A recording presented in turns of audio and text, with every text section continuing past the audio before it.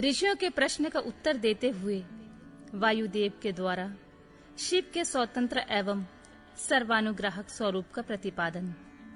तदनंतर ऋषियों ने कई कारण दिखाकर पूछा, वायुदेव, यदि शिव सदा शांत भाव से रहकर ही सब पर अनुग्रह करते हैं तो सबकी अभिलाषाओं को एक साथ ही पूर्ण क्यों नहीं कर देते? जो सब कुछ करने में समर्थ होगा वह सबको एक साथ ही बंधन मुक्त क्यों नहीं कर सकेगा? यदि कहें अनादिकाल से चले आने वाले सबके विचित्र कर्म अलग अलग हैं, अतः सबको एक समान फल नहीं मिल सकता, तो वह ठीक नहीं है, क्योंकि कर्मों की विचित्रता भी यहाँ नियामक नहीं हो सकती। कारण कि वे भी कर्म ईश्वर के कराने से ही होते हैं। इस विषय में बहुत कुछ कहने से क्या लाभ? उपयुक्त रूप से विभिन्न युक्तियों द्वारा फैलाई गई नास्तिकता जिस प्रकार से शीघ्र ही निवृत्त हो जाए, वैसा उपदेश कीजिए। वायु देवता ने कहा, ब्राह्मणों, आप लोगों ने युक्तियों से प्रेरित होकर जो संशय उपस्थित किया है वह उचित ही है, क्योंकि किसी बात को जानने की इच्छा अथवा तत्व ज्ञान के लिए उठाया गया प्रश्न साधु बुद्धि वाले पुरुषों में नास्तिकता का उत्पादन नहीं कर सकता। मैं इस विषय में ऐसा प्रमाण प्रस्तुत करूंगा जो सत्पुरुषों के मोह को दूर करने वाला है। असत्पुरुषों का जो अन्यथा भाव होता है, उसमें प्रभु शिव की कृपा का अभाव ही कारण है। परिपूर्ण परमात्मा शिव के परम अनुग्रह के बिना कुछ भी कर्तव्य नहीं है, ऐसा निश्चय किया गया है। पर अनुग्रह कर्म में स्वभाव ही पूर्णतः समर्थ है, अन्यथा निस्वभाव पुरुष किसी पर भी अनुग्रह नहीं कर सकता। पशु और पाश रूप सारा जगत पर ही कहा गया है। वह अनुग्रह का पात्र है, पर को अनुग्रहित करने के लिए पति की आज्ञा का समन्वय आवश्यक है।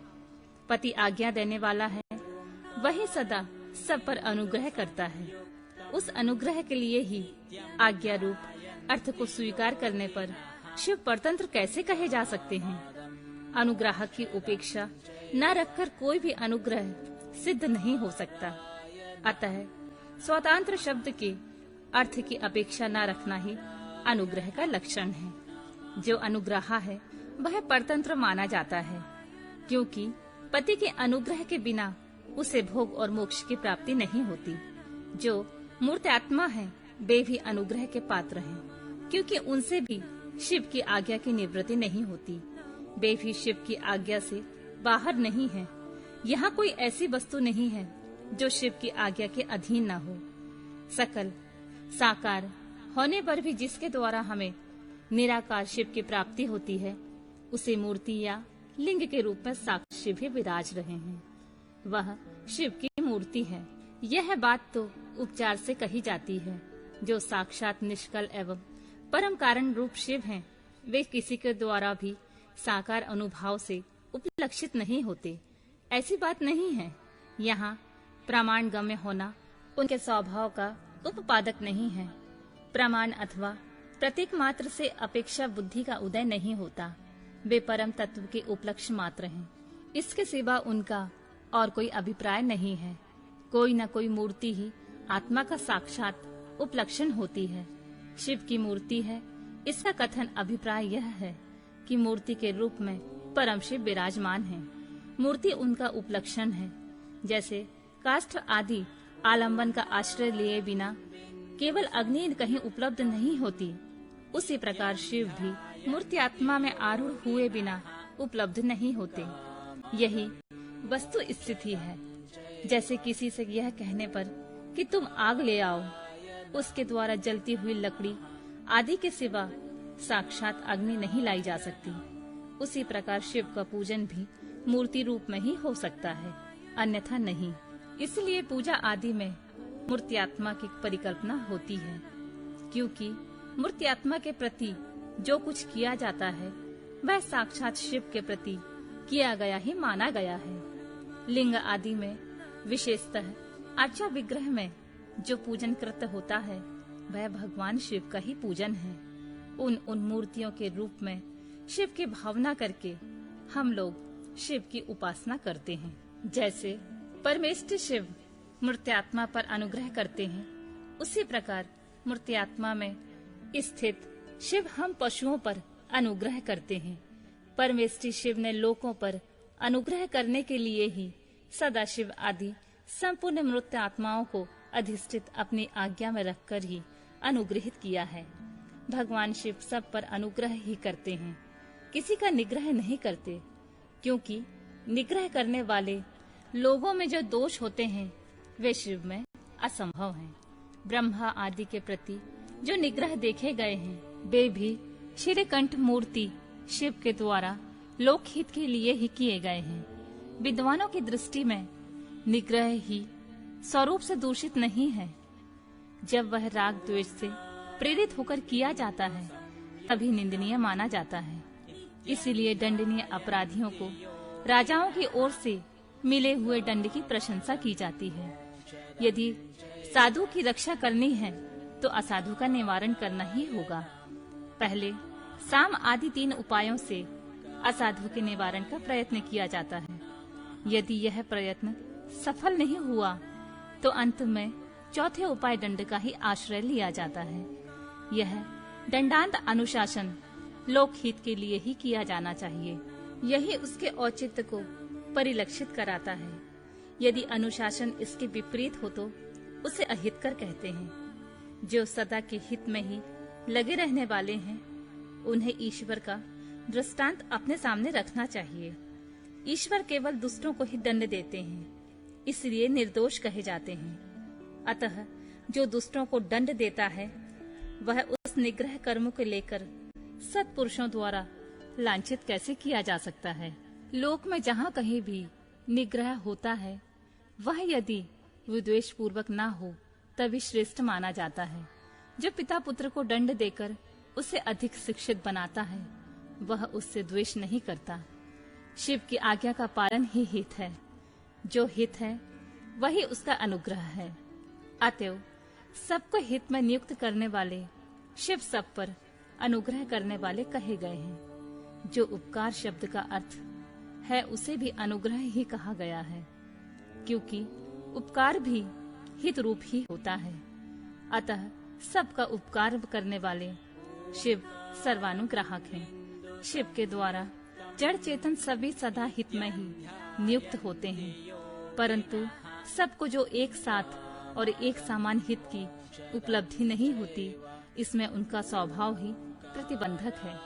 जैसे सूर्य अपनी किरणों द्वारा सभी कमलों को विकास के लिए प्रेरित करते हैं, परंतु वे अपने अपने स्वभाव के कारण एक साथ और एक समान विकसित नहीं होते। स्वभाव भी पदार्थों के भावी अर्थ का कारण होता है, किंतु वह नष्ट होते हुए अर्थ को कर्ताओं के लिए सिद्ध नहीं कर सकता। जैसे अग्नि का संयोग सुवर्ण को ही पिघलाता है, कोयले या अंगार को नहीं। उसी प्रकार भगवान शिव परिपक्व मत वाले पशुओं को ही बंधन मुक्त करते हैं, दूसरों को नहीं। जो वस्तु जैसी होनी चाहिए वैसी वह स्वयं नहीं बनती।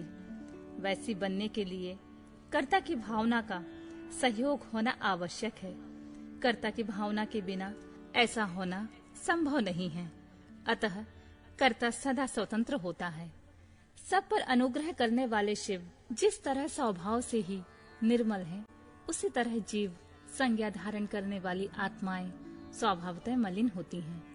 यदि ऐसी बात ना होती तो वे जीव क्यों नियम पूर्वक संसार में भटकते और शिव क्यों संसार बंधन से परे रहते। विद्वान पुरुष कर्म और माया के बंधन को ही जीव का संसार कहते हैं। यह बंधन जीव को ही प्राप्त होता है, शिव को नहीं। इसमें कारण है जीव का स्वाभाविक मल। वह कारणभूत मल जीवों को अपना स्वभाव ही है, आगंतुक नहीं। यदि आगंतुक होता तो किसी को भी किसी भी कारण से बंधन प्राप्त होता।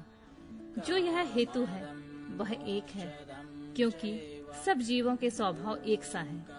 यद्यपि सब में एक सा आत्मा भाव है, तो भी मल के परिपाक और अपरिपाक के कारण कुछ जीव बद्ध हैं और कुछ बंधन से मुक्त हैं। बद्ध जीवों में भी कुछ लोग लय और भोग के अधिकार के अनुसार उत्कृष्ट और निकृष्ट होकर ज्ञान और ऐश्वर्य आदि की विषमता को प्राप्त होते हैं, अर्थात कुछ लोग अधिक ज्ञान और ऐश्वर्य से युक्त होते हैं तथा कुछ लोग कम। कोई मूर्त्यात्मा होते हैं तो कोई साक्षात शिव के समीप विचरने वाले होते हैं। मूर्त्यात्माओं में कोई तो शिव स्वरूप हो 6 अधवाओं के ऊपर स्थित होते हैं, कोई अधवाओं के मध्य भाग में महेश्वर होकर रहते हैं और कोई निम्न भाग में रुद्र रूप से स्थित होते हैं। शिव के समीपवर्ती स्वरूप में भी माया से परे होने के कारण उत्कृष्ट, मध्यम और निकृष्ट के भेद से 3 श्रेणियां होती हैं। यहाँ निम्न स्थान में आत्मा की स्थिति होती है, मध्य स्थान में अंतरात्मा की स्थिति होती है और जो सबसे उत्कृष्ट श्रेणी का स्थान है उसमें परमात्मा की स्थिति है। ये ही क्रमशः ब्रह्मा, विष्णु और महेश्वर कहलाते हैं। कोई वसु, जीव परमात्मा पद का आश्रय लेने वाले होते हैं, कोई अंतरात्मा पद पर और आत्म पद पर प्रतिष्ठित होते हैं। भगवान शिव तो अनायास ही समस्त पशुओं को बंधन से मुक्त करने में समर्थ हैं, फिर वे उन्हें बंधन में डाले रखकर क्यों दुख देते हैं? ऐसा यहाँ विचार या संदेह नहीं करना चाहिए, क्योंकि सारा संसार दुख रूप ही है। ऐसा विचारवानों का निश्चित सिद्धांत है। जो स्वभावतः दुखमय है वह दुख रहित कैसे हो सकता है? स्वभाव में उलटफेर नहीं हो सकता। वैद्य की दवा से रोग अरोग नहीं होता। वह रोग पीड़ित मनुष्य का अपनी दवा से सुखपूर्वक उद्धार कर देता है। इसी प्रकार जो स्वभावतः मलिन और स्वभाव से ही दुखी हैं, उन पशुओं को अपनी आज्ञा रूपी औषधि देकर शिव दुख से छुड़ा देते हैं। रोग होने में वैद्य कारण नहीं है, परंतु संसार की उत्पत्ति में शिव कारण है। अतः रोग और वैद्य के दृष्टांत में शिव और संसार के दृष्टांत में समानता नहीं है, इसलिए इसके द्वारा शिव पर दोषारोपण नहीं किया जा सकता। जब दुख स्वभाव सिद्ध है तब शिव उसके कारण कैसे हो सकते हैं? जीवों में जो स्वाभाविक मल है वही उन्हें संसार के चक्र में डालता है। संसार का कारण भूत जो मल अचेतन माया आदि है, वह शिव का सानिध्य प्राप्त किए बिना ही स्वयं चेष्टाशील नहीं हो सकता।